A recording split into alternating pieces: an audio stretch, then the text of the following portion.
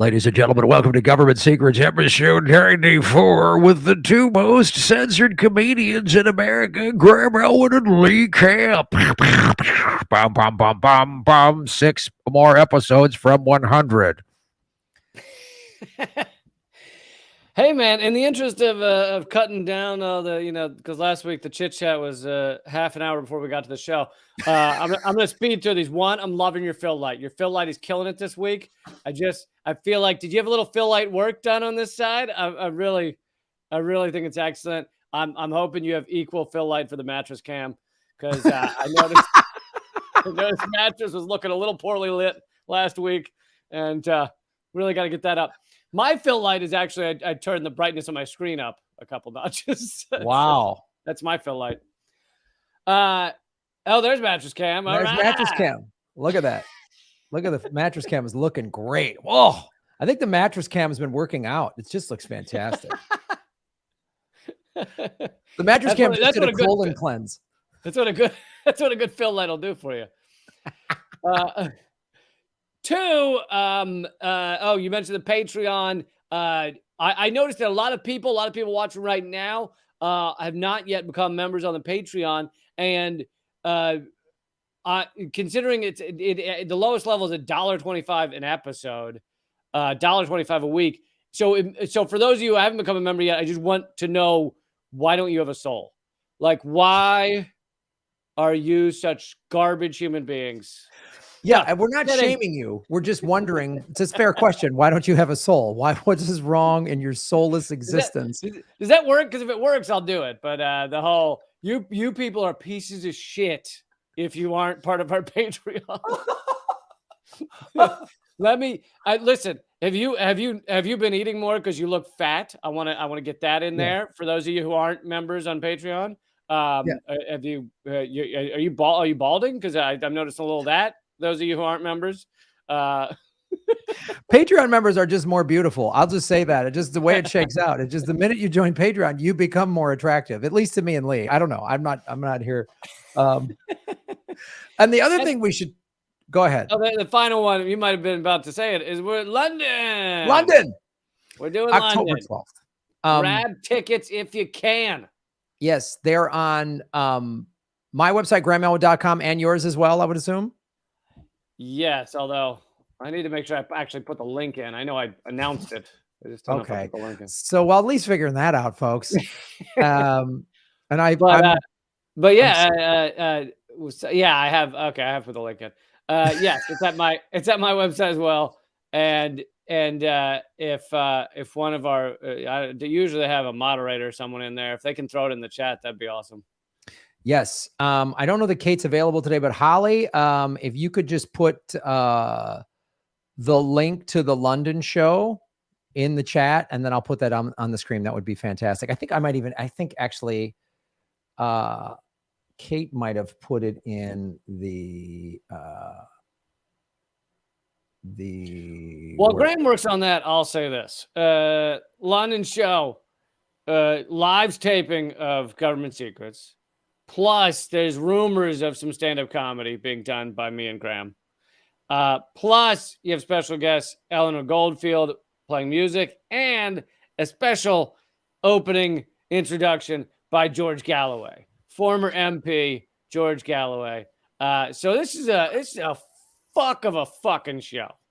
This is going to be, you're going to hear radical lefty music, and then you're going to hear radical lefty stories in the best Scottish brogue, like, and at what point is Tony Blair going to stand up and say, I'm a war criminal? Like, I'm going to London just to hear that. You know what I mean? Like, even. Well, now I don't even think we need him, because that was amazing.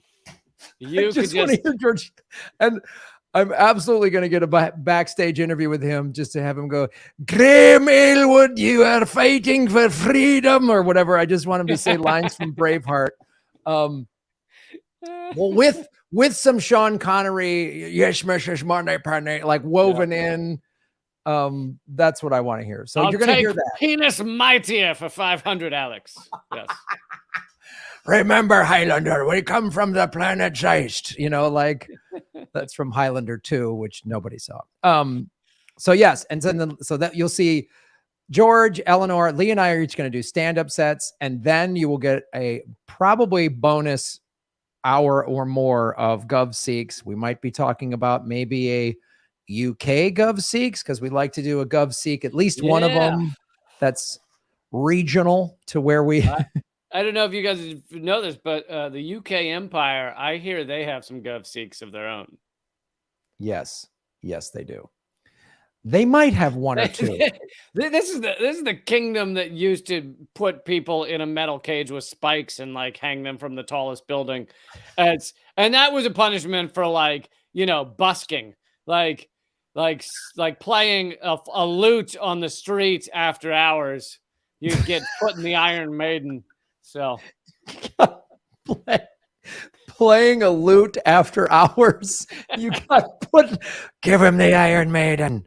How dare you play a lute? That empire didn't fuck around, man. No, they did not. So if you guys think you can just run around playing lutes at all hours of the night like a goddamn savage, you have another thing coming. So it's the only way to stop the Scottish, all right? It's the only way to stop the Scottish. So Lee, how about, do you want to do, this is a rarity where Lee Camp actually has a CIA operation. Which makes it an all CIA show. It is. It's an all CIA. It's all CIA all the time. It's a CIA power hour rock block. I'm usually the CIA palate cleanser, but not this week. No, it's just hot cups of CIA truth being jammed down everybody's yap holes today. So all of your hot cups of truth references sound dirty to me. I don't know. They should, Lee, because they are. They're really dirty. It's just me. I just want to put something in everyone's mouth. You heard it here first. And folks, if you haven't joined Patreon, there's yet another reason to get on that. Because Graham wants to stick hot things in everyone's mouth.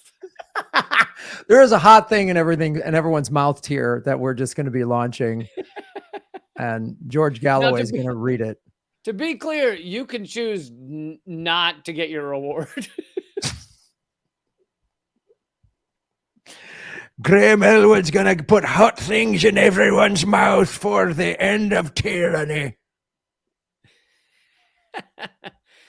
Okay, so if we're starting with me, is that what you're saying?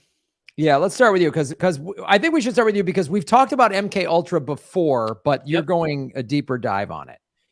A deeper dive on one area of it, and this is a brand new article from Mint Press, which I am a big fan of because they host my new show, Most Censored News. Awesome outlet. Anyway, Mint Press has a new in-depth look by Kit Clarenberg. He does great work, and it's about new research, and literally this is just coming out. I know people think MKUltra. I heard it, know it. We've already covered it on this show, but this has just come out. New research finds the CIA used Black Americans as drug experiment guinea pigs more so than whites or others. So this article is based on a study that just came out, and he begins by saying, by now, many will be familiar with Project MKUltra. For decades, the CIA conducted highly unethical experiments on humans in order to perfect brainwashing, mind control, and torture techniques. All good passions and hobbies if you do them on your own, but if you do them as part of a government program using taxpayer dollars, that I'm opposed to. Otherwise, all good things. I'm sorry. Can you say that last part again, please, Lee? All good passions and hobbies, but if you're using taxpayer dollars for them, I'm opposed. Okay. Got it. Perhaps the program's most notorious aspect was the administration of high doses of psychoactive drugs to targets, particularly LSD. These substances were brought to Langley's attention in 1948. by Richard Kuhn. I didn't know this part, by the way. By Richard Kuhn, one of 1,600 Nazi scientists covertly spirited to the U.S. via Operation Paperclip, also covered on government secrets, following World War II. When MKUltra was formally established 5 years later, some individuals consulted directly on the project. So we covered MKUltra. I don't think we got into the fact that it was also Nazi-based. Yeah, it's so great. You know, when in doubt with asking a question about America, look, there's I always say follow the money and follow the Nazis. Like there's probably there's got to be a Nazi in there somewhere. It's and true. Sure enough, and of course it makes perfect sense. You know, when you first hear it, you go, "What? We use Nazis?" But you go, "Of course, MKUltra was like evil." Like demonic human torture experimentation. And who better to do that than the Nazis, than the same people who went, hey, let's take twins, let's throw one of them in a pool and drown and see if the other one feels it. Like that's what that's like. See if the other one, who we have in an undisclosed location 1,000 miles away, see if that twin feels a little cold. Yeah. You feel cold? Would you like a hot drink? Like what? Oh God. Yeah. So that same merry band of every awful U.S. policy, especially from this era, has a Nazi hiding in the attic, which is ironic for the Anne Frank situation. But yeah, somewhere there's a Nazi hand. There's a Nazi fingerprint on some of this. Any of it, like somewhere they were just like, and I'm sure they just, you know, told themselves, oh, we're doing the right thing. I don't even know. Like, what did the CIA, when they were working with these Nazis, did they just go, well, I guess, you know, these guys had a good idea. They just didn't execute it properly, or they went a little too nuts, or what was their thinking? As we covered with GM and Ford, a lot of corporate America was really fine with the Nazis, fine with what they were doing until it involved the attack of Pearl Harbor. And then they got a little upset. But before that, a lot of Nazi support. Yeah. And there's a good twig that we'll do on the Patreon with regards to World War II that will ties into twig all stands of for This Week in Government Secrets, folks. This week, yes. This Week in Government Secrets. For those Secrets. of you who are not the Comic-Con attendees of Government Secrets. You guys are not dressed up like either Lee or myself, or you're dressed up as the mattress cam. If I ever go to Comic-Con, if this show gets big enough and someone's dressed up as the mattress cam from this show, that's when I know I will have made it. Like, dude, I will. A guy just made a mask. He makes like authentic plastic masks of the lower half of people's faces. And so he just made, so you still have your eyes visible. He just made one of me. And it's hilarious. It really just looks like V from Vendetta, which I didn't quite realize that I look like that, but Remember the 5th of November. Anyway. So the unwitting dosing of U.S. citizens with LSD is infamous. Among those spiked were CIA operatives themselves, that the agency exploited mental patients, prisoners, and drug addicts for the purpose, basically people who could not fight back. In the words of an unnamed agency operative, is a little less well known. People of color, overwhelmingly Black Americans, were disproportionately targeted by the CIA in this project, in this mission, in this egregious, fucking morally bankrupt shit show. And again, you know, we've done several episodes in some way about MKUltra, and we're not saying it's all about race. A lot of it was not about race. But this is an aspect of it that has essentially, that I know of, never been covered until now by this research paper in this article. Over 80. Go ahead. I was just going to say, I mean, and while MKUltra was not like exclusively about race, it just shows this just is in line with the history of the United States. And it's, you know, it's Eurocentric colonialism that's like, oh, people of color are disposable. I mean, everyone's disposable, but they're more disposable. Right. I mean, that's just why they're like, you know, oh, mental patients, people can't defend themselves, Black people, you know, that crowd. We'll just go after them because they have no power. Right. For the ruling class of people they want to exploit it's like indigenous black people, other non-whites, poor white, like prisoners and mental patients, poor white people in general. And that's the list. So they're fine with exploiting fucking all those. It's just, if there's a black person available, Right. why not exploit them first? Yeah. That's easy. Let's just let's just go for the low hanging fruit. We'll just get the most easy. People are already being exploited and crushed under this systemic racism. Why don't we just exploit them too? Like, that's easy. Who are they going to argue to? They have no power. Yeah, exactly. No real political power. Often very little money, which money equals power usually.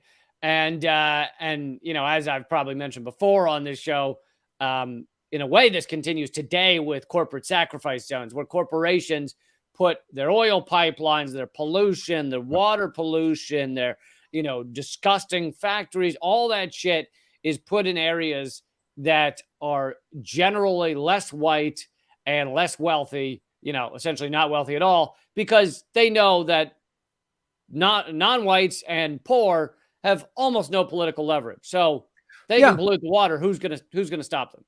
Yeah, it's always in a low income area. Always. They'll never put that in a wealthy area, because the wealthy people have money and can have big lawyers come down and crush them. And poor people have got nothing. And and they can leverage their economic situation too, of just like, oh, here's $5,000 to move or whatever. And they're like, okay, they don't have the money for a lawyer, and they don't have the money to do a big lawsuit. And you're talking class action lawsuit, and people are just like, no, I'm not going to do that. Right. So to continue, over 80 private and public universities, prisons, and hospitals, whether knowingly or not, conducted psychedelic drug experiments on behalf of the CIA. While LSD was the preponderant substance of interest, the effects of DMT, mescaline, psilocybin, and THC were also extensively explored. This is an important point, that this wasn't done. Most of it was not done, or a lot of it was not done at CIA facilities. It was done at public and private universities, prisons, hospitals. One of the most famous ones is Ted Kaczynski, who was a Harvard student at age 17, was talked into being into one of these studies, and was really fucked up and given PTSD and really screwed up by it. And, then he becomes the Unabomber. So, you have to ask the first thing that popped into my mind, there's an actual connection, but then in the 70s, we had a lot of crazy stuff happening. I mean, not that there isn't crazy stuff happening now, but we had like Saturday Night Fever, ABBA. The Disco Duck. I mean, really, we had a lot of Smoking the Bandit movies. Well, those were the 80s. Anyway, a young Graham Elwood was running around. It was a mess. we had just hell on wheels. We just had problems everywhere. But seriously, though, like, there was the Manson family. I remember there was this, it hasn't been widely talked about, but there was this hippie couple in the 70s that was going up and down the West Coast murdering people. And they would, and a lot of it, they've tied some of it to lead, like lead in the gasoline, lead in paint, that makes people more violent and crazy and stuff like that. But you also have to go, there's no way that all of this testing and testing of some of these people being mental patients, so they weren't stable to begin with, and they just turn them into whatever crazy people, and they just let them loose. And how much of this collateral damage? I mean, how many like lesser Ted Kaczynskis did some awful stuff somewhere in America that was the result of them being experimented on by these psychos and Nazis at the CIA? Yeah, it's nearly impossible to know. And to go back to the hippie thing, also, it was like for people who were already kind of demented individuals like Charles Manson, wayward kind of lost hippie souls were an easy way to grab up your cult following. I don't blame that on hippieism. I blame that on it's like anytime you have a group of people that are going to get together and and hang out and can be quote unquote led, you're going to have a Charles Manson who steps into that power vacuum. Oh, they're just easily exploitable people, especially when, you know, like most things, it starts as good intentions. Like I watch a lot of cult documentaries, and how many times was the cult started with really noble intentions? Like, oh, we want to live off the land. No more materialism, no more war.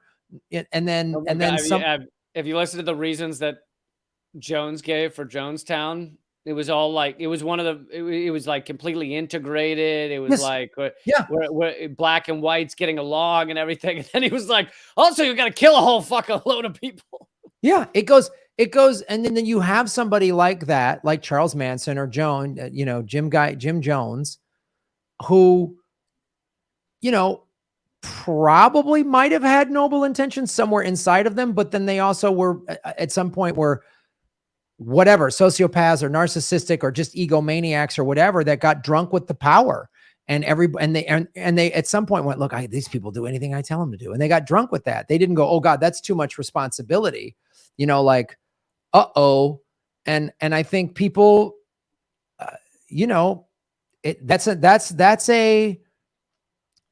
that is an enticing drug. Everybody will do what I say. That is and it can turn people bad, or these people, probably Jim Jones and Manson were probably nut job. I think, yeah, beforehand, because for both of them, I think there's probably a whole other subsect that you could point to where they just got drunk on the power and sure and lost it. I think with Jim Jones and Charles Manson, if you look at them before they found their cult following, oh yeah, they were still con men or weird. Yes. Like, they still had a lot of issues going on. Yeah, like, had they discovered McDonald's, they would have just been like Ray Kroc. They just were looking for a bit, like, all right, we got McDonald's, but somebody already figured out McDonald's. I'll go cult. I'll just whatever, right, grift.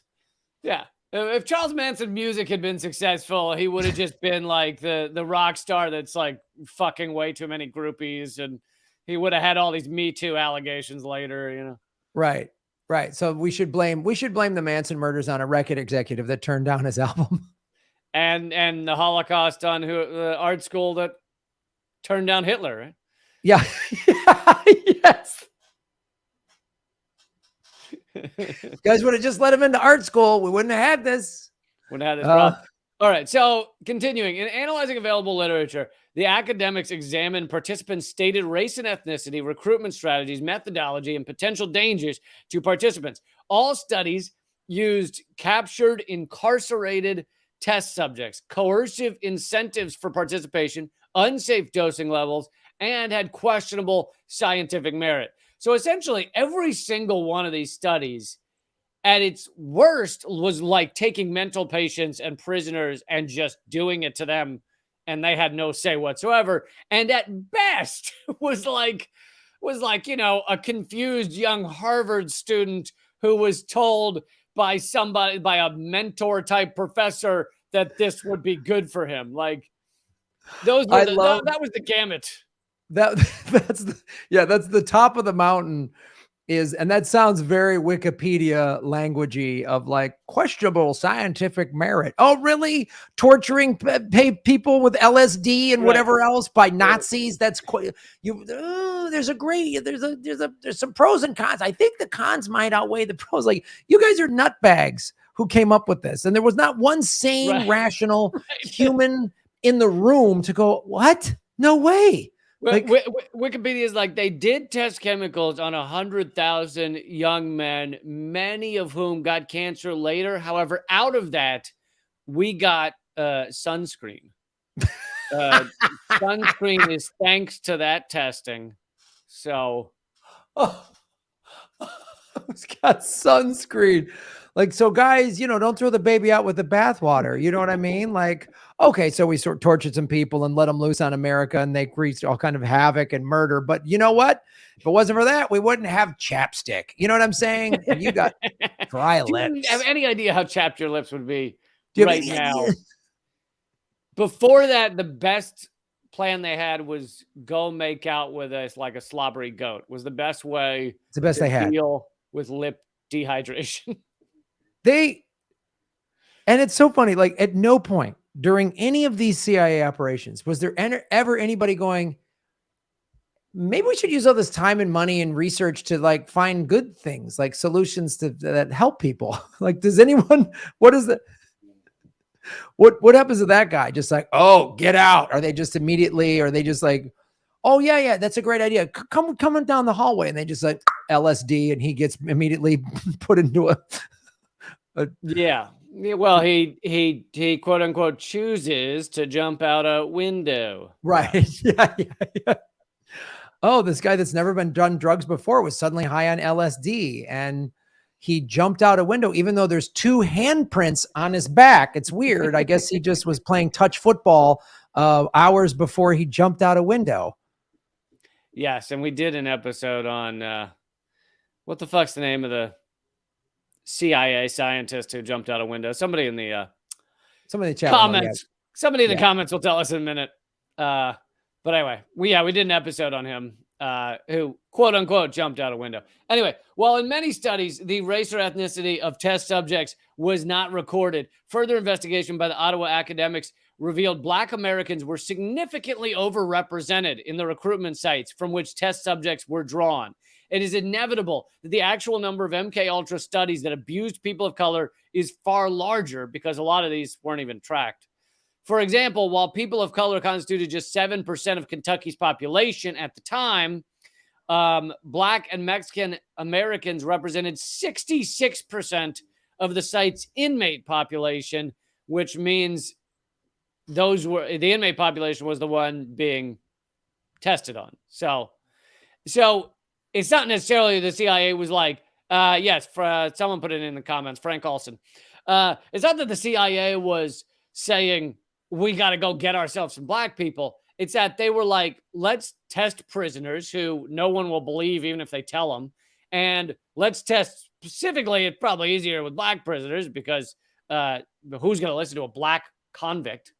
And so that became a heavy percentage of who they were testing all of this shit on. Well, it's also too, I mean, again, it just shows you how everything America is. It's so much of this. We every week we show how all of these government secrets are very much interconnected. So we've talked about systemic racism and how, the 13th Amendment, we've talked about that on this show. And so what they were able to prey upon was this pool of incarcerated Black men, because there's a system created post Civil War that said, we're just going to incarcerate Black men. We can't use them as slaves anymore, but we'll use them as slave labor in our prison labor, and we'll completely eviscerate.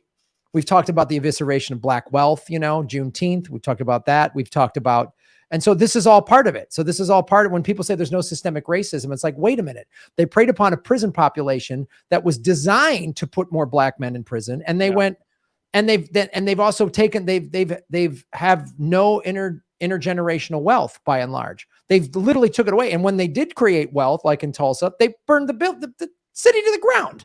So, which means the people that are incarcerated have no family members of any money or power. So it's like, oh, we can use them for now Nazi experiments. Yeah. Now that we have all these lovely Nazis at our exposure, that we can just grab up and ask them what they were working on. But so, and then the article goes on, or the research study goes on to say that when there were examples of Black participants and white participants, often the Black participants were tested more harshly. So one example is an experiment was conducted in which Black participants were given 180 micrograms of LSD each day. By the way, 200 is, I think I read in this article, 200 is considered like the max near lethal dose. And they're given 180 micrograms of LSD each day for 85 days, while white participants received 75 micrograms each day for 8 days. So it's like, and this also fits with the racist belief that Black men, but Black people in general, they're like superhuman physically, and they're just able to handle all of this pain and suffering and the misery of slavery, and they're not like us. They're a different species that can handle all this abuse. And so it fits with that racism as well. Like the days and dosages for the white guys was too much. I know. That'll fry anyone's brain. And then they do like 3 times more with the black men, like that, or yeah, and like 10 times more days in a row. 10 times more days. Like that's and the lack of human empathy. Like the people at the CRA are soulless monsters. They are just like, do they have mirrors in the CIA? Probably not, because none of them would be able to see their own reflection. Like they're just horrific people. You're an awful person if you work there. I'm sorry. If you're watching, I know you're watching, and if you're just a desk job and you were assigned to watch the show, and just know that you work, you work. Well, you're being tortured worse than most at the CIA. Yes. Like, get a better job. Like, do something good with the world. You're working with evil people. Like, you just have to know that you're in a cult and you need to get out. Okay. It's all right. Just quit. So another example of a study in 1960 observed side by side the effects of, and this part's about how, again, when it was black people and white people in these studies, often the white people had more comfortable settings and a choice to some degree. I mean, they're pressured into it to some level, but that's different than a prisoner who has essentially no choice. But so one example in 1960 observed side by side the effects of LSD on a group of Negro, quote unquote, men convicted of drug charges who were dosed in a prison research ward. So they're convicted, they're in prison, they're probably told they'll get a lighter sentence if they partake in these studies. And they're probably also told that nothing they're going to be given is harmful. And another side-by-side study, and the other comprised of professional white Americans who freely volunteered and received their doses in the cozy confines of the principal investigator's home under social conditions designed to reduce anxiety, unquote. So white guys, nice house, probably constantly consulted with how they're feeling and whether they want to continue. Black folks in this study in a prison, probably told that they get a lighter sentence if they partake, probably told they can't stop once they start.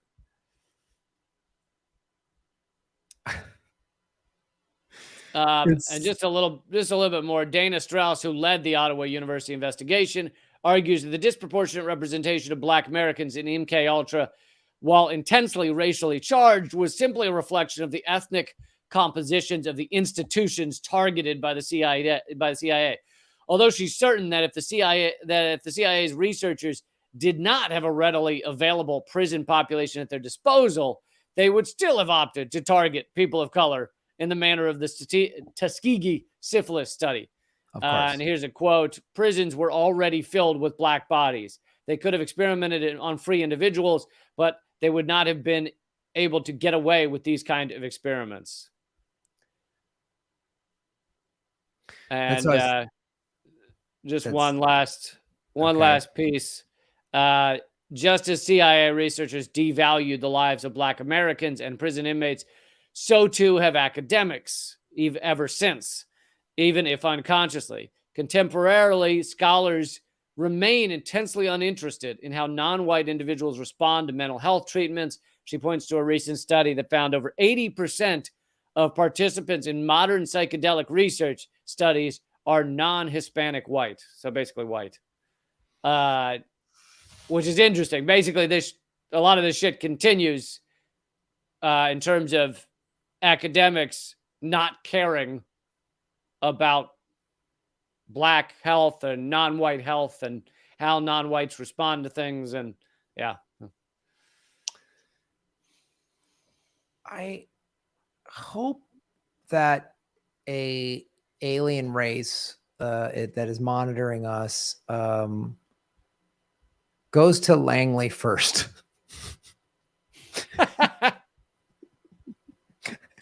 That's what I hope. If they have superior weaponry and whatever, I hope they just go there first. And yeah, thoughts and prayers to everybody over at Langley if that were to happen. So that's and just anal probe the shit out of it. Just hardcore.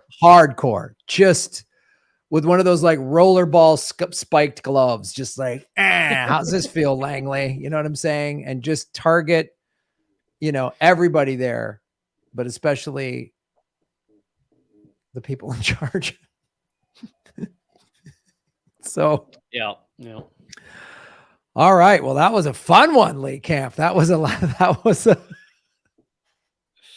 I can't believe now my CIA operation is going to be a little lighter. I mean, it actually, I have the palate cleansing fun CIA operation, the loosey goosey one. So I actually wanted to do several of them, and all of these ones that I'm doing, I'm sure they overlap with MKUltra. I'm just certain of it.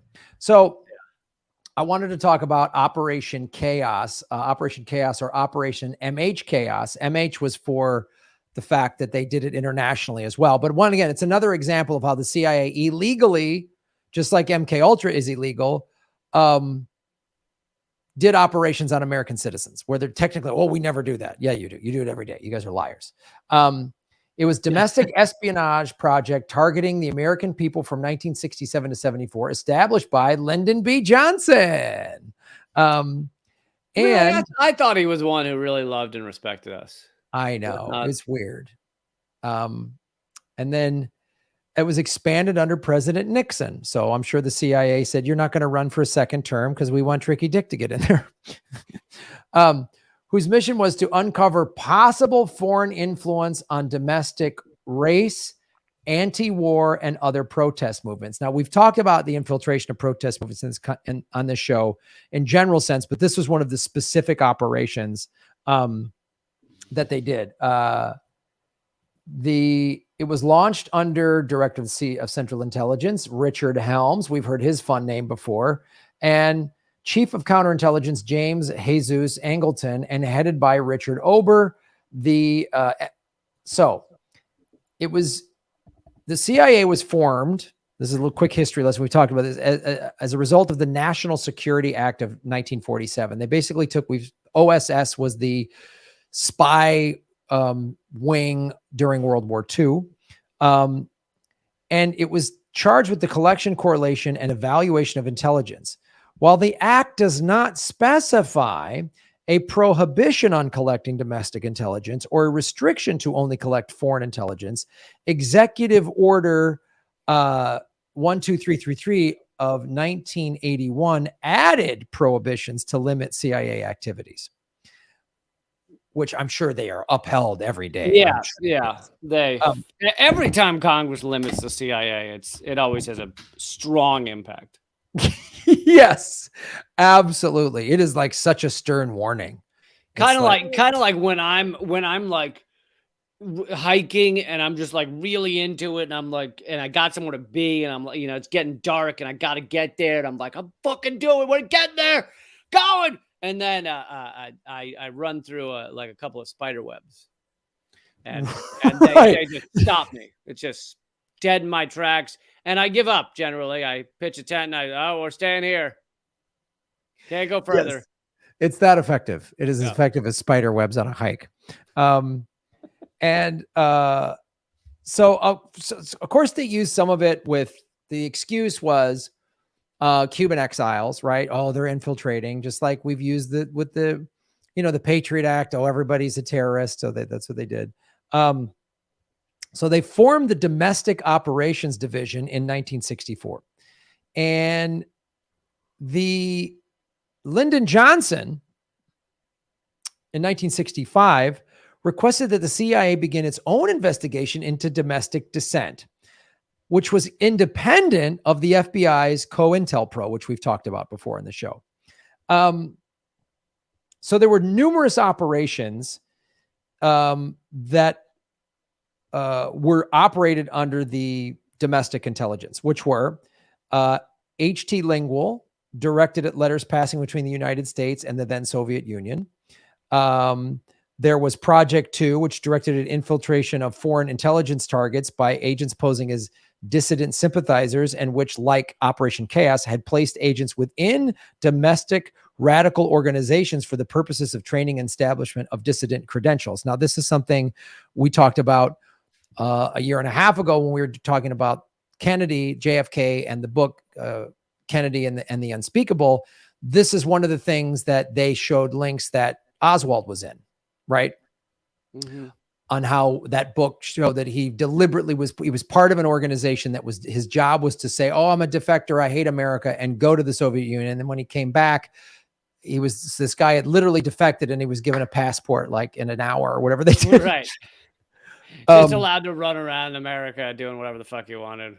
Yeah.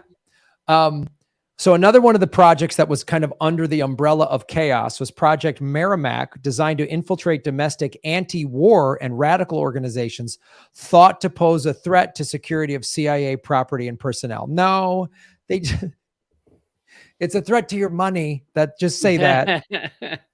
And each one of these we could go into as separate episodes, but I just wanted to give the overall of what Operation Chaos was all about. Right. Project Resistance, we've talked about this on the show before, worked with college administrators, campus security, and local police to identify anti-war activists and political dissidents without any infiltration taking place.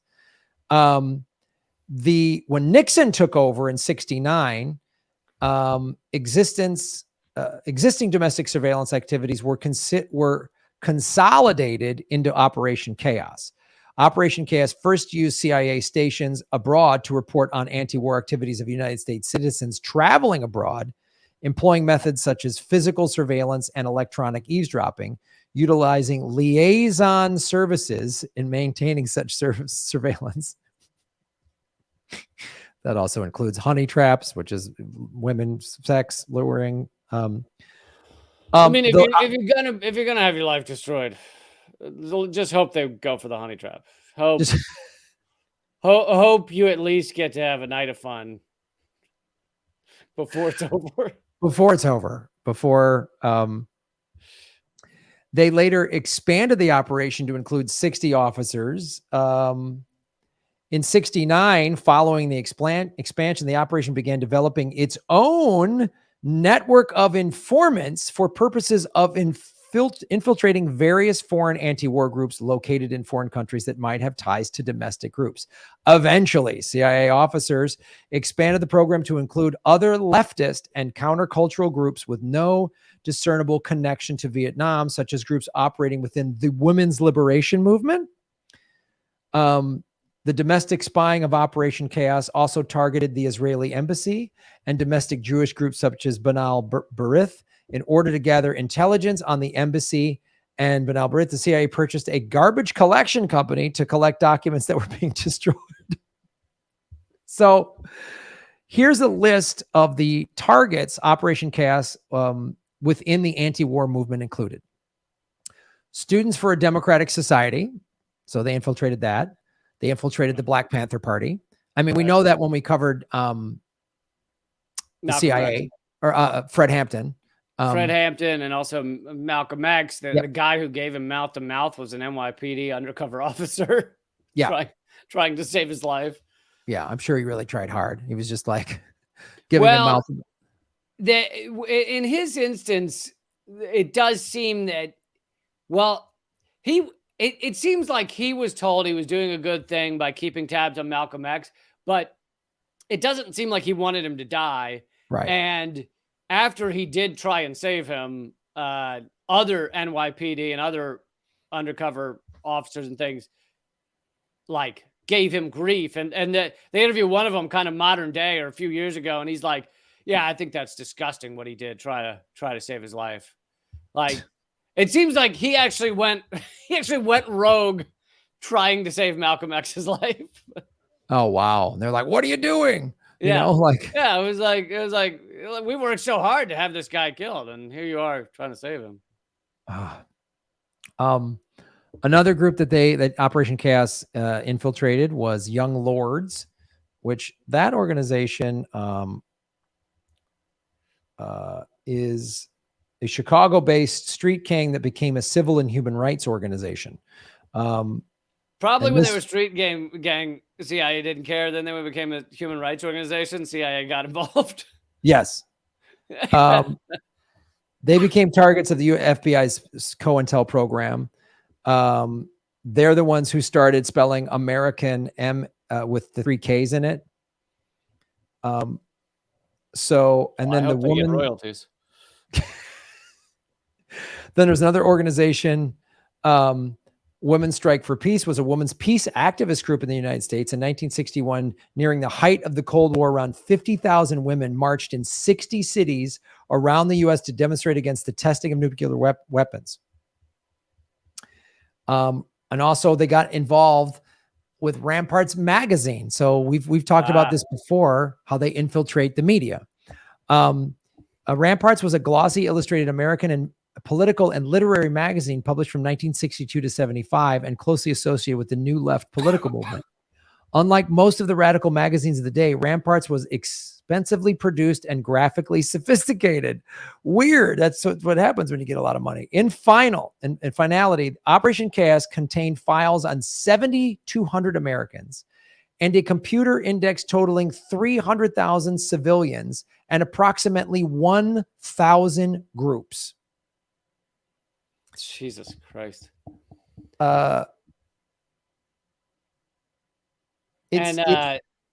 Just to say something about Ramparts, it was having a real impact.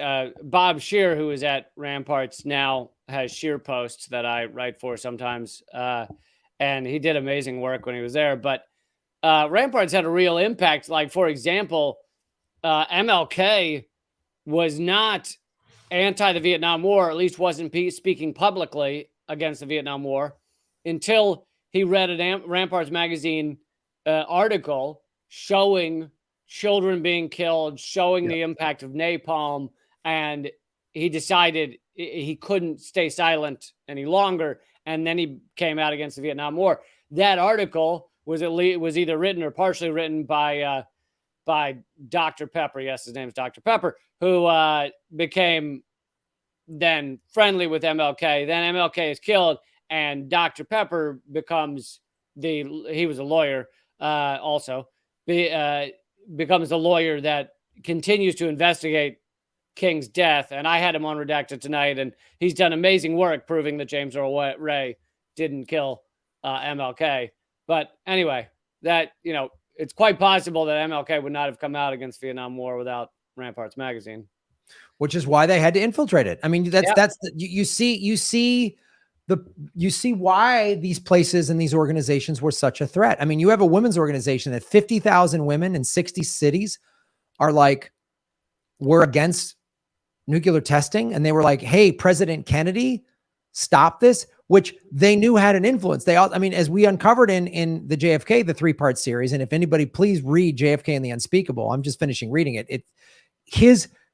JFK's was one of the few presidents that had a heart and a soul, and he was impacted by this because he served in war, right? He saw war up close, and he had a brother that died. And so when you have a woman's organization, when you have these organizations that are starting to get the ear of people who care and have compassion or empathy, Kennedy's speeches were all talking about, the human race and saving the human race from atomic annihilation.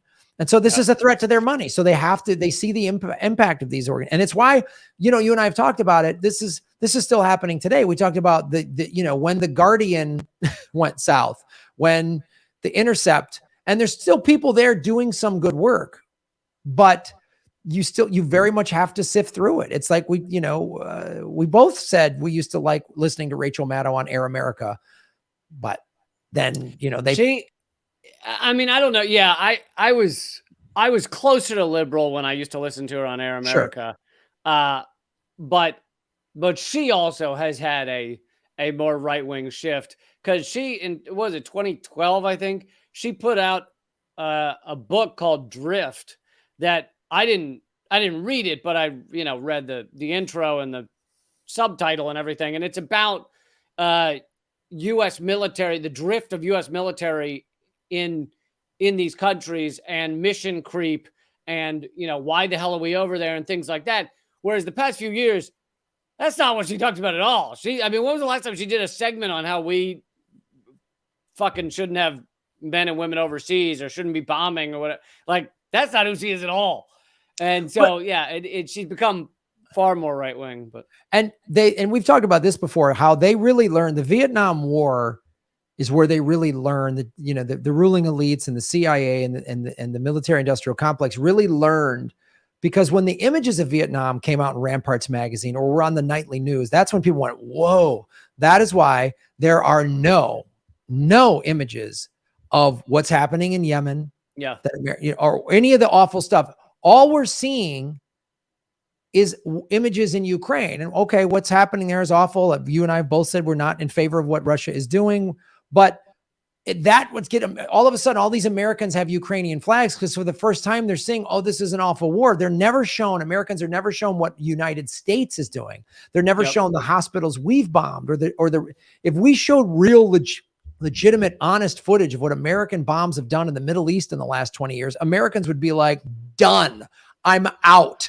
I mean, and they can't have that happen. And they learned this back in the 60s.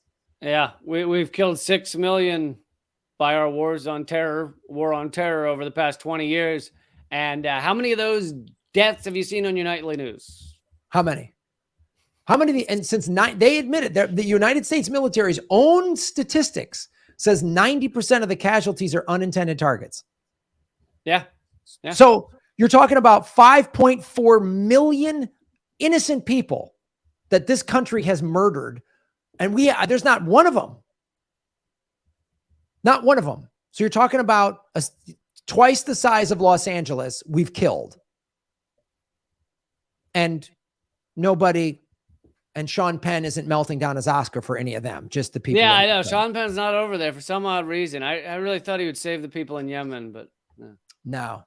I guess he can't get his rowboat. Not interested. Or that other guy, Malcolm Nance, the MSNBC contributor who joined the fighters in Ukraine and tweeted out a photo of himself in military gear and said, it's time to stop talking and be part of the solution or something. Where is he in Yemen? You know, where is he in Syria and in fucking Iraq and Afghanistan? Yeah, nowhere to be found, because thanks to Operation Chaos, planting the seeds 50 years, 60 years ago, 50 some years ago, this is everything's whitewashed. Everything's completely whitewashed. And all of these, I mean, so DCI Richard Helms informed President Johnson on November 15th, 1967, that the CIA had uncovered, quote, no evidence of any contact between the most prominent peace movement leaders and foreign embassies in the U.S. or abroad. Helms repeated this assessment 2 years later in 1969. In total, 6 reports were complied for the White House and 34 for cabinet level officials. So this...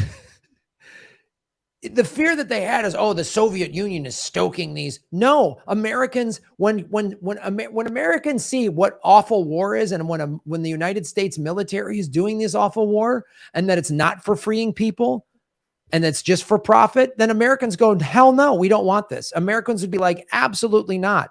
That's why people on the left, the crazy, voting blue liberals, totally missed or didn't want to hear or didn't listen to part of Trump's campaign. And he didn't have this campaign in 2020, but in 2016, part of his campaign was, I'm going to get us out of these dumb wars. He ran an anti-interventionist campaign, and he said, hey, working class white people who all of your kids have fought in Iraq and Afghanistan, I'm going to get them out of there. And they went, yeah, we're done with this, because they've seen it up close. They've seen the kids either they're dead, come back with missing limbs. They're going through the 22 vets a day committing suicide. I just rode out on a plane with a vet, and who was over in Afghanistan, and he had 8 friends who are no longer with him. 6 of them, he said, took their own lives.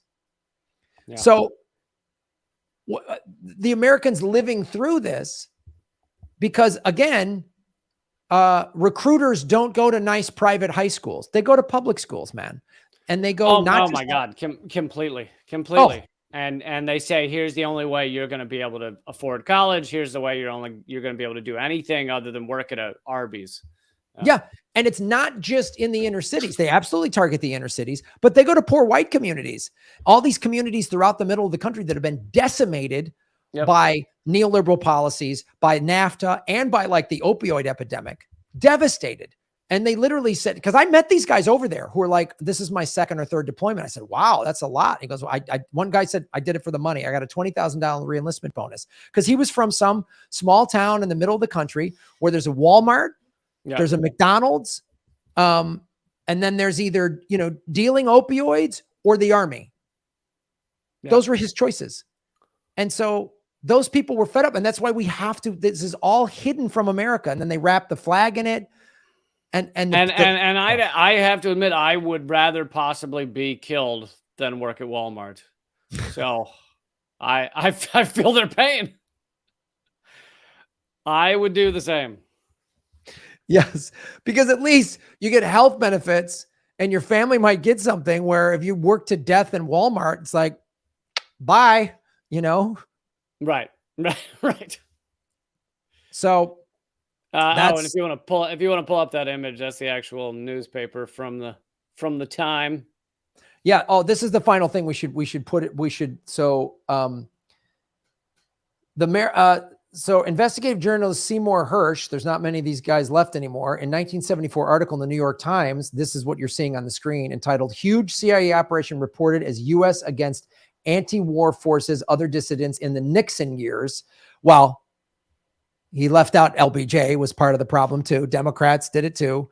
Amid the uproar of the Watergate break-in involving two former CIA officers, Operation Chaos has been closed in 1973.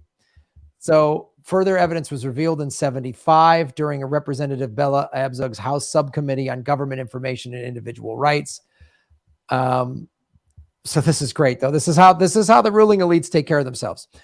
So the government, in response to the revelations, felt pressured enough to launch the Commission on CIA Activities with the United States, which was called the Rockefeller Commission, because then Vice President Nelson Rockefeller investigated the depth of the surveillance. And there was a young White House chief of staff named Richard Cheney, you might know him as Dick, he was noted as saying that the Rockefeller Commission was to, quote, avoid congressional efforts to further encroach on the executive branch. HW, after the Rockefeller Commission, then head of the domestic CIA, George H.W. Bush, admitted that, quote, the operation in practice resulted in some improper accumulation of material on legitimate domestic activities. So I love, deep state doublespeak. I absolutely love it, Lee. I can't get enough. That's literally like, they found Ted Bundy also had, library books he didn't return. And they were just like, there was some, Ted Bundy had some inappropriate library activities that we had to, take care of. And really everyone should focus on that, honestly. Let's focus on, and then let's have the 24-hour news cycle talk about the importance of returning library books while we don't discuss all of the, whatever, the 25 dead bodies or whatever. That's just like, I love, there was some inappropriate accumulation of information. Okay. We've all made mistakes, Lee. We've all like overheard a conversation and then put it in the wrong file cabinet or whatever. Like we've all accidentally kind of completely abandoned the Constitution. We've all kind of done that. And I think that's only fair that we get to surveil 300,000 American citizens illegally. And we kind of excess accumulation of information. That sums up that's actually the entire mission statement of the NSA. Yeah, that's like a guy who, was married and slept with 35 women and it had an excess accumulation of relationships. Of getting to know people, yeah. Of getting to know people. I had an excess accumulation of the fine powder that comes from grinding up the cocoa plant. And that's why did my wife leave me and take all my money? Well, I had an excess accumulation of good times while we were together. the reason the bank seized my home was I had an excess accumulation of trips to Vegas that didn't go my way. So don't kill the messenger, guys, when the dice go cold. You know what I'm saying? So let's. Right. So that's Government Secret second segment, Operation Chaos.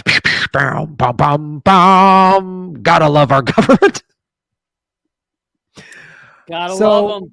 Hey, folks, we're coming to London. We hope you'll join us October 12th. Me, Graham, live Government Secrets, stand-up comedy, Eleanor Goldfield, George Galloway.